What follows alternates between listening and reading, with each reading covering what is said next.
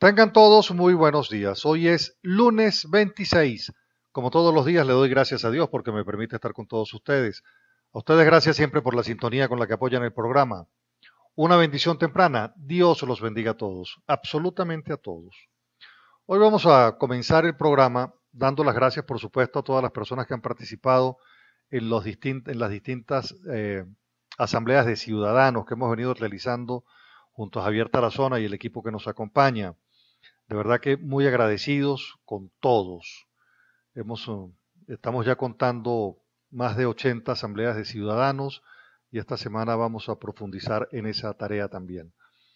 Bueno, hoy vamos a comentar en primer lugar el tema que tiene que ver con el acto militar que celebra el 24 de junio, día de la batalla de Carabobo. En primer lugar, importante destacar que no se hizo el acto con desfile militar en los próceres, sino se hizo en el patio de la Academia Militar de Venezuela. Vale decir, no sé si por efectos de circunstancias que puedan estar pasando al interior de la Fuerza Armada no hacen el acto ni en los próceres ni en Carabobo, en el campo de Carabobo, y lo hacen en un patio mucho más reducido como es el de la escuela de oficiales, ¿verdad?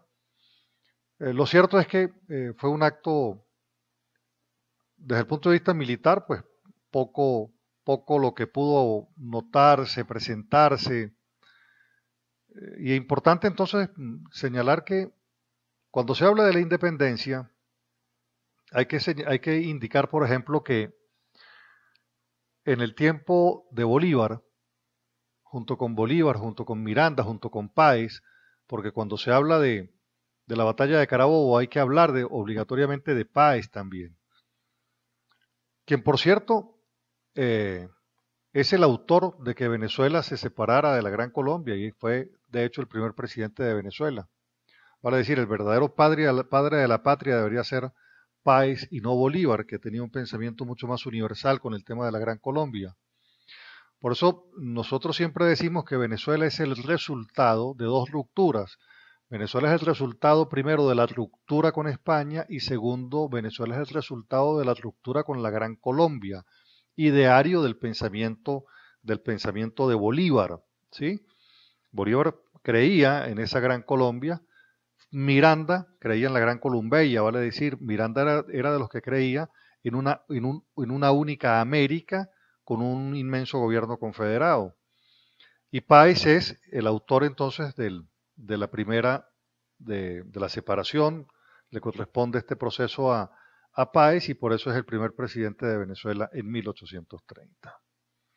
Ahora bien, pero cuando hablamos de la independencia tenemos que recordar dos cosas. Primero, que habían del lado de Bolívar, del lado de Páez, habían venezolanos, existieron venezolanos luchando por la independencia.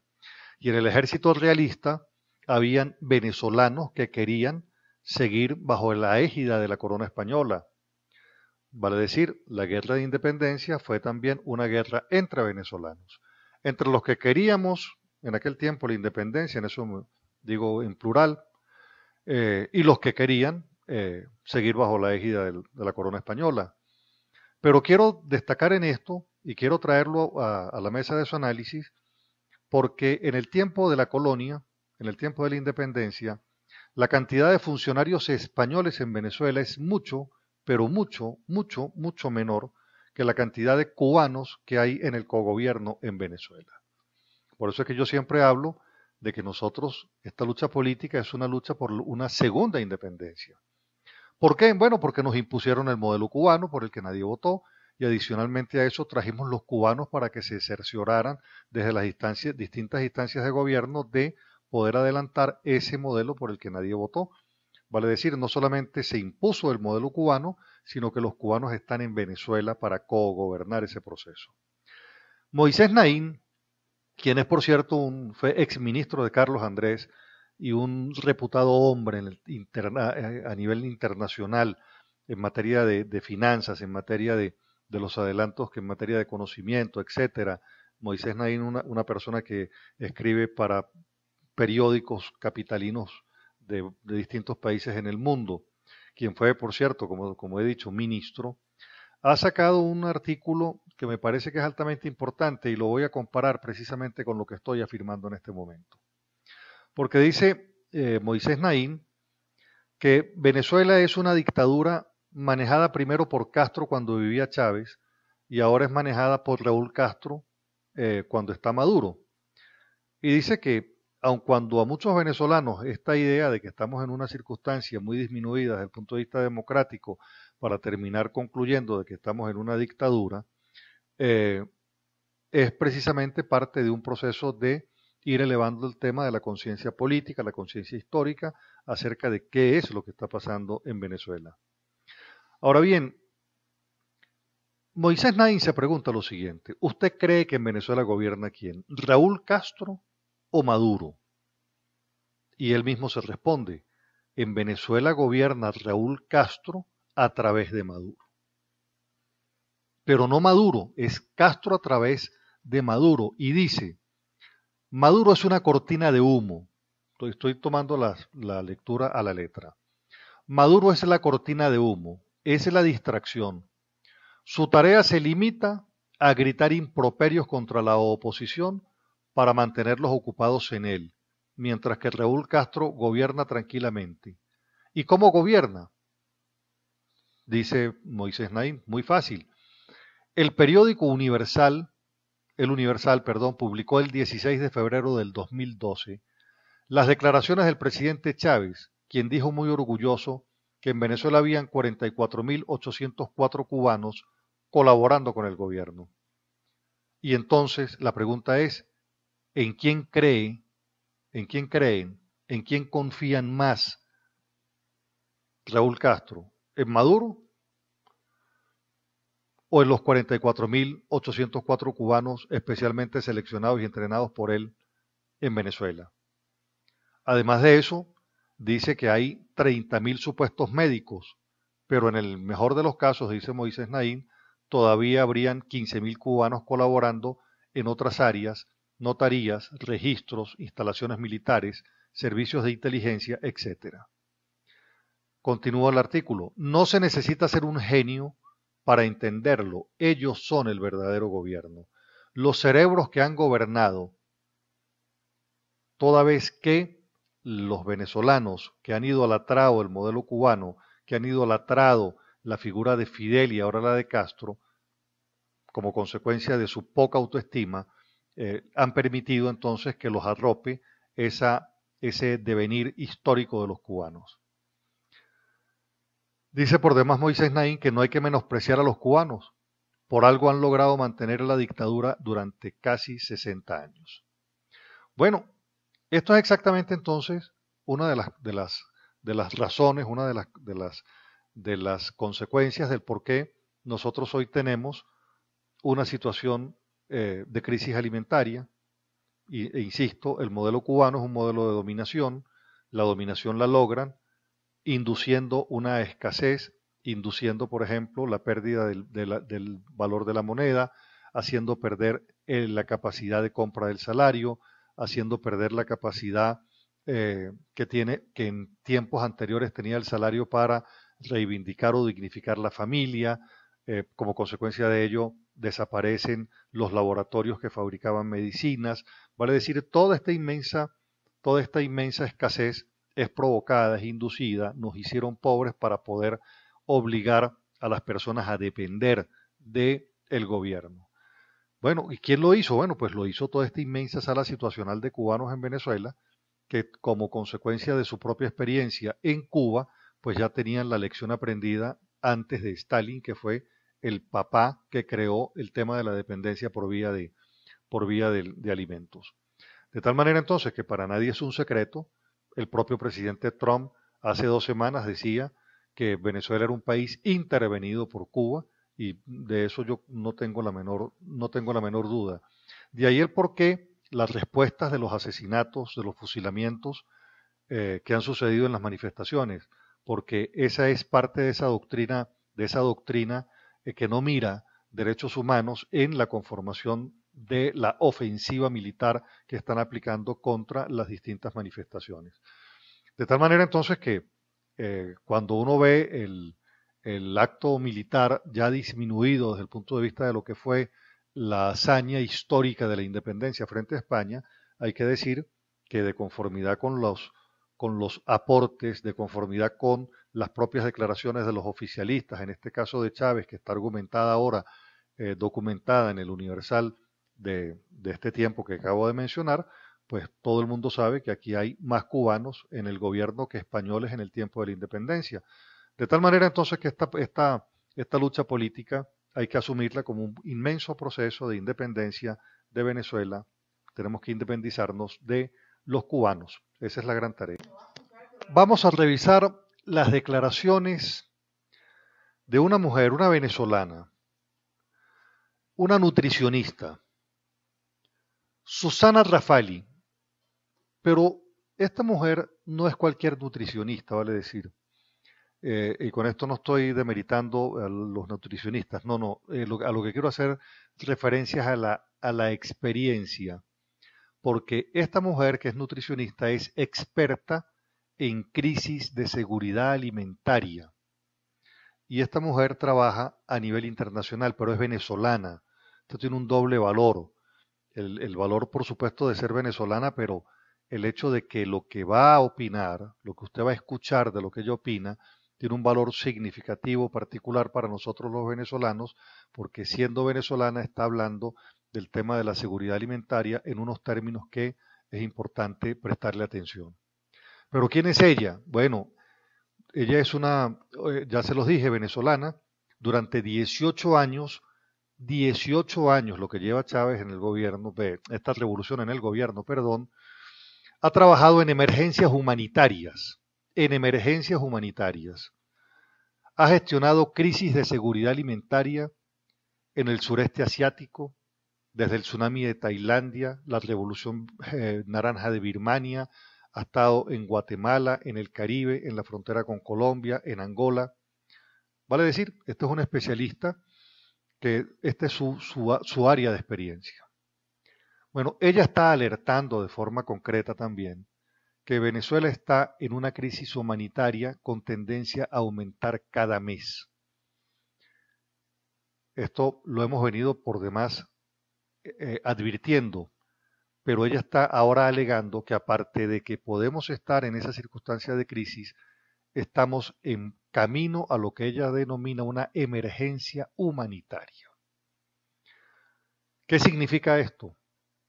Esto significa que han hecho una medición en Cáritas en abril de este año que arrojó que el 11.4% de los niños venezolanos están desnutridos. 11.4%. ¿Qué significa esto? Ese es el promedio. Pero nosotros tenemos estados y parroquias donde la desnutrición está en el 13%.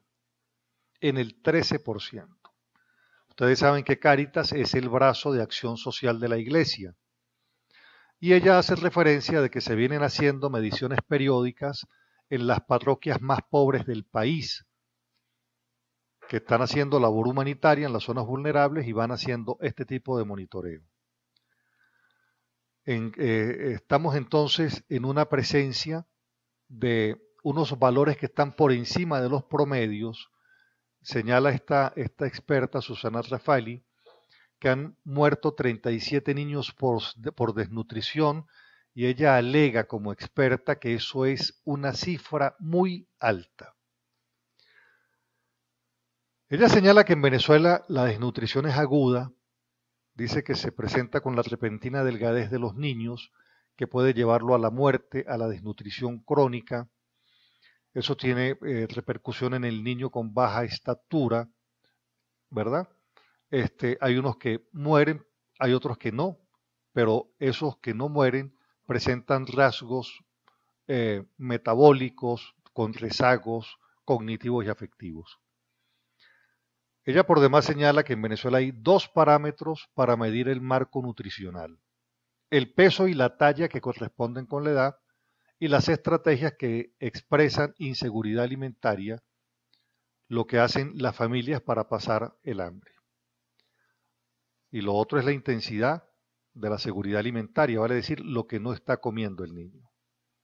Cuando le preguntan entonces los parámetros internacionales, ¿qué dicen? Y ella dice, los parámetros internacionales dicen que lo que se mida en términos de desnutrición infantil en un ambulatorio, por ejemplo, si no supera el 5% es aceptable. Si supera ese 5%, ahí sí estamos en problemas. Y ella dice que la alarma en Venezuela es precisamente esa. Entre 5 y 10 entra en fase de alarma.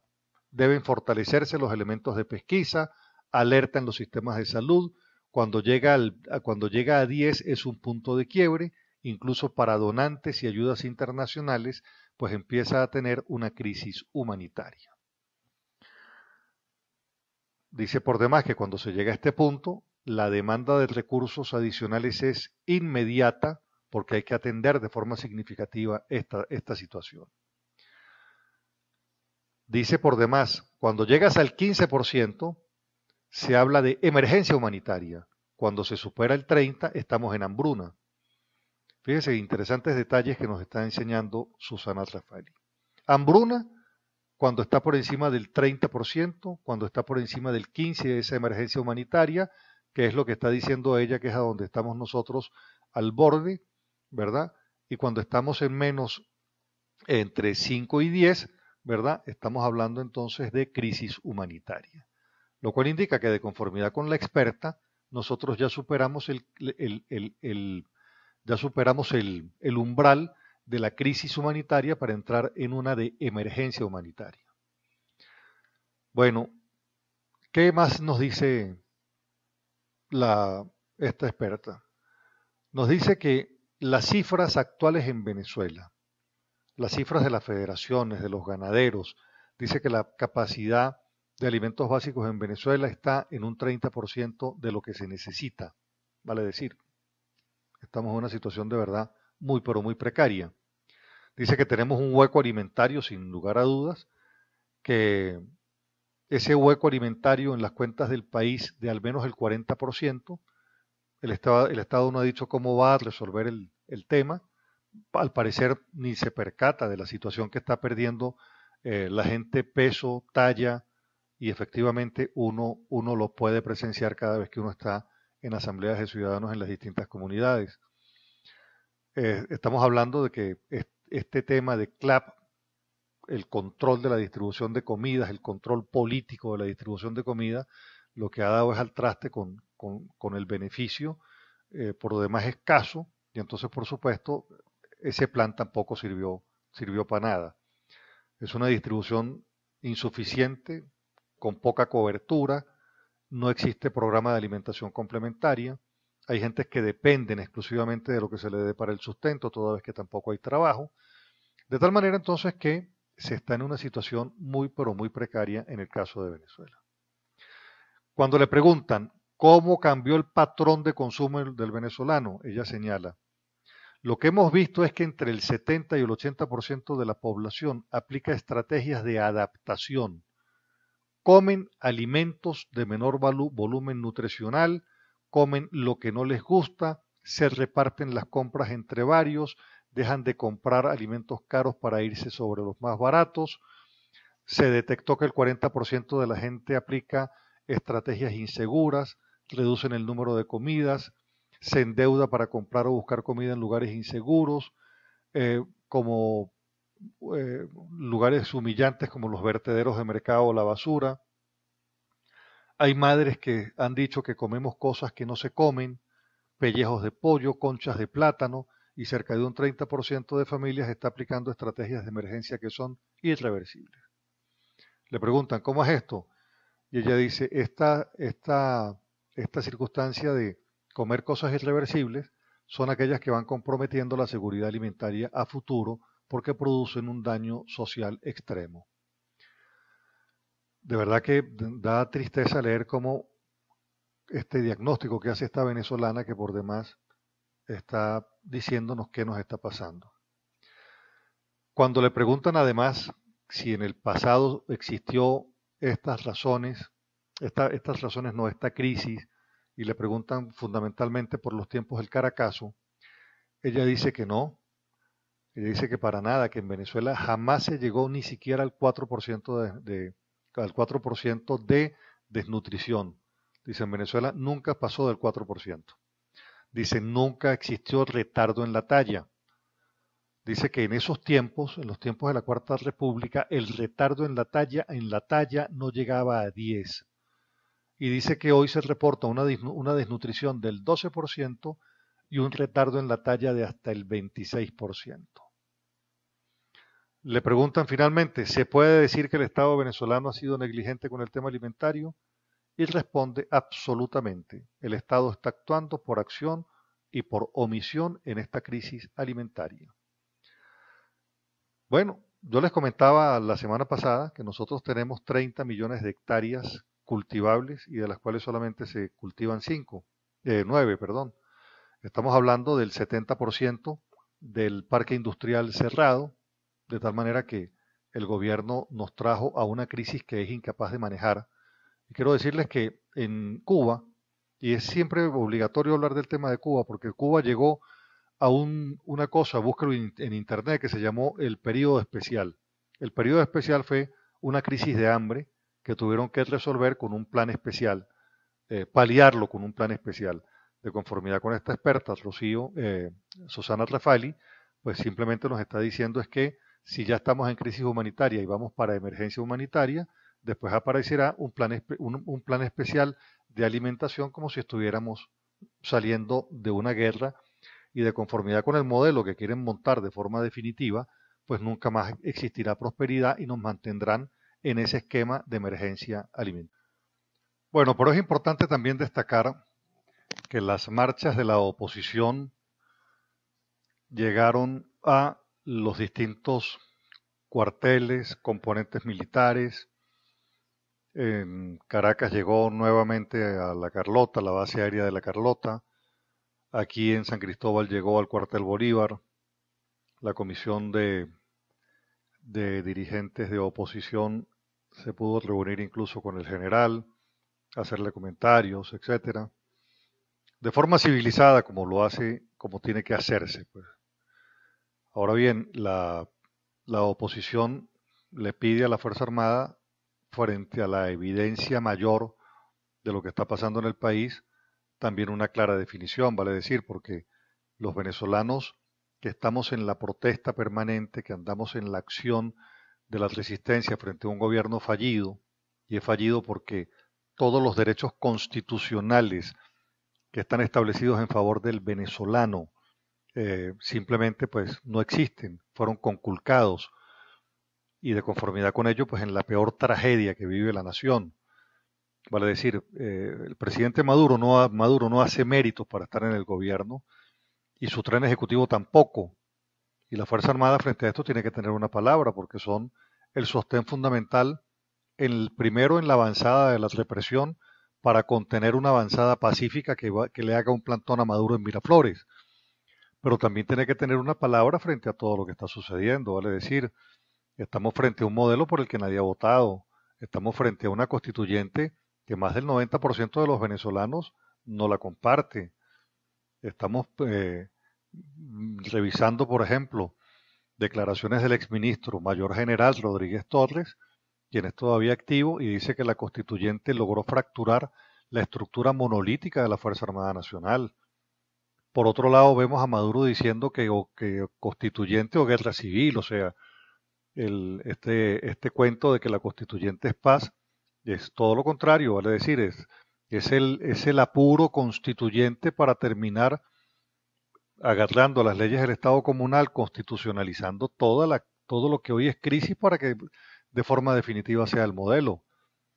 Entonces estamos en presencia de una situación a donde también tiene que dar la cara la Fuerza Armada Nacional. La Fuerza Armada Nacional tiene que hablar sobre lo que está sucediendo, pero no en términos de apoyos por el apoyo mismo a Maduro, no, tiene que darle una respuesta también al país sobre todo lo que es una crisis global, vale decir, o sea, el presidente Maduro ni siquiera logra llamar a diálogo a los chavistas.